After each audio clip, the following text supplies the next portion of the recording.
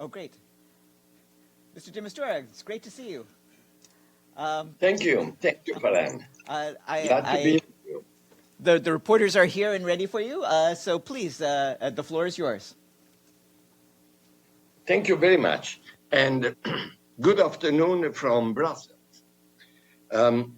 After the adoption of the significant Resolution 2797 last Friday, and having metabolized its various elements, I've come to the conclusion it is time to make a few remarks.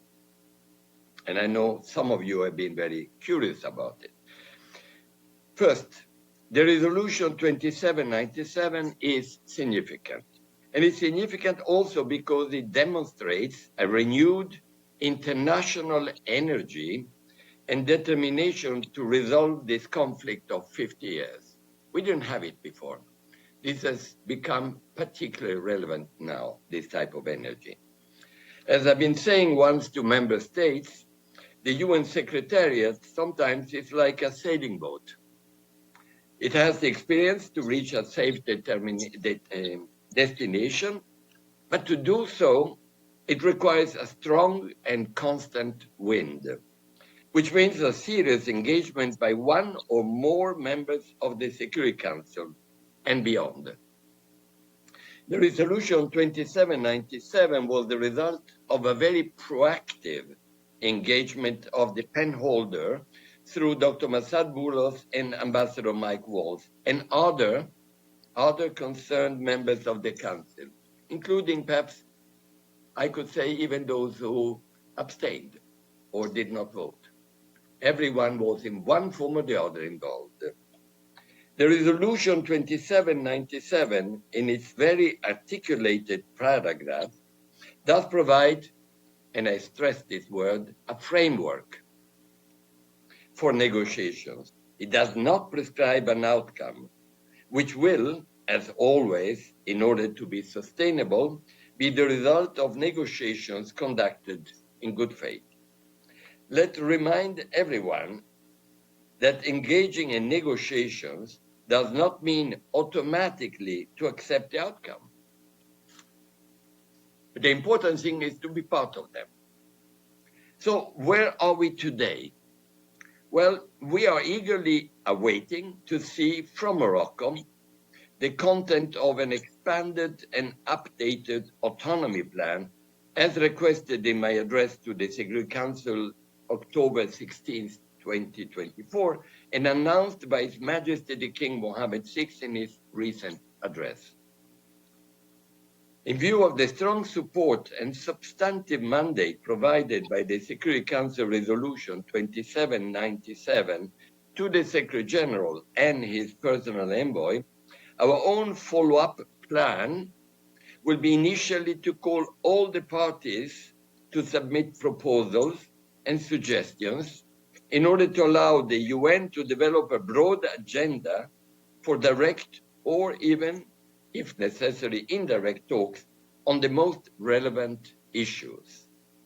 We shall, of course, as indicated in Resolution 2797, take the 2007 Moroccan Autonomy Plan as a basis for these negotiations, and then soon, hopefully very soon, take into account also Morocco's expanded plan as an input, as well as using Frente Polisario's paper and other relevant ideas, as mentioned in the Security Council, which resolution, which is open to ideas as well. Last but not least, and also on behalf of my friend and colleague, USG Jean-Pierre Lacroix, I want to express our satisfaction for the extension of MINURSO until October 2026.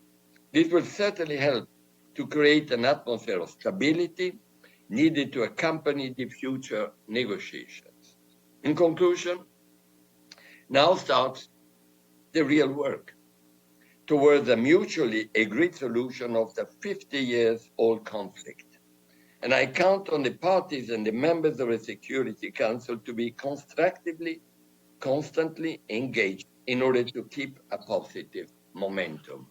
thank you, Farhan. These were my comments, and I'm ready to take one or two questions, as you rightly said.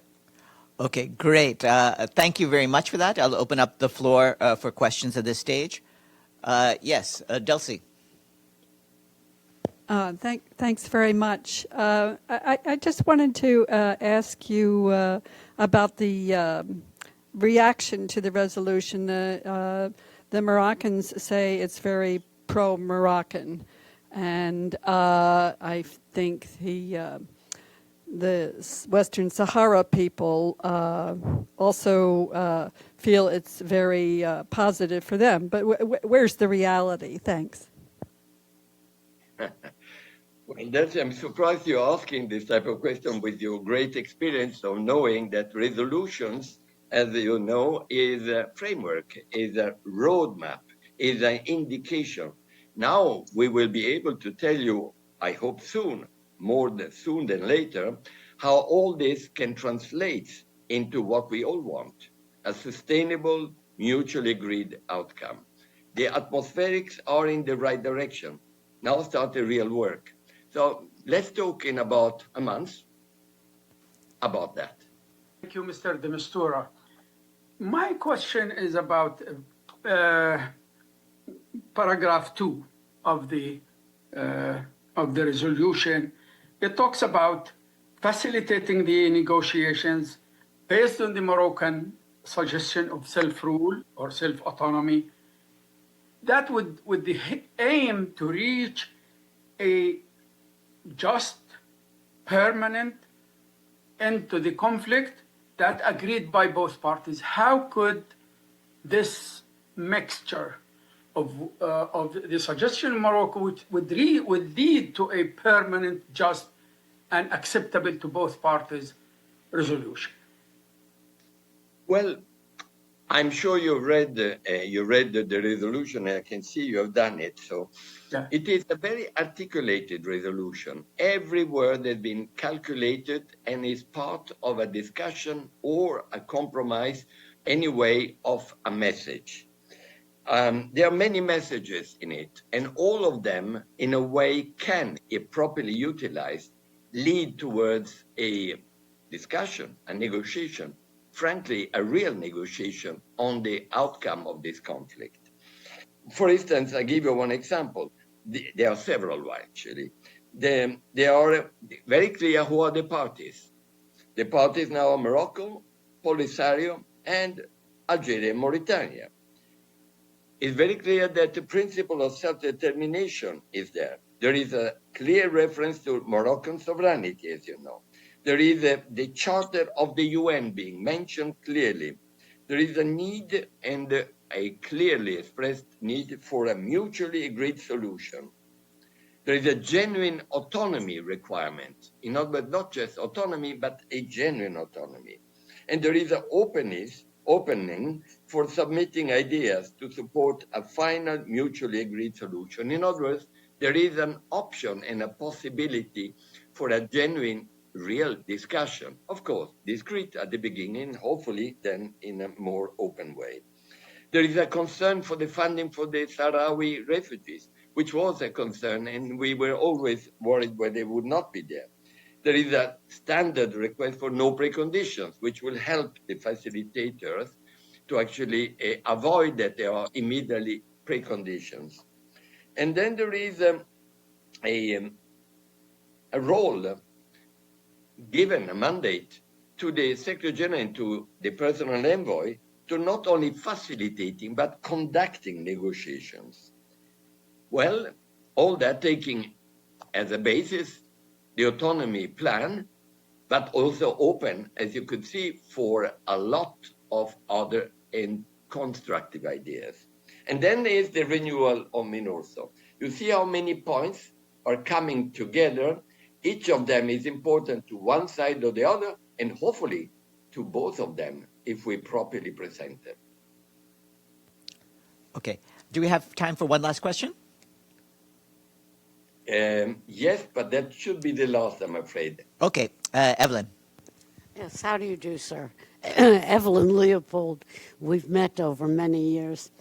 Yes. Yes. What?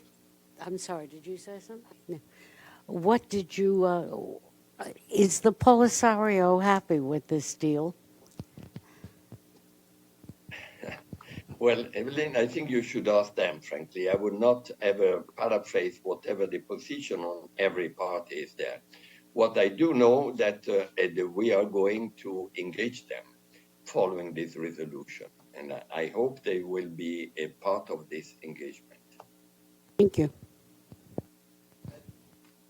Very much, Mr. Demistura, and good luck with the work ahead.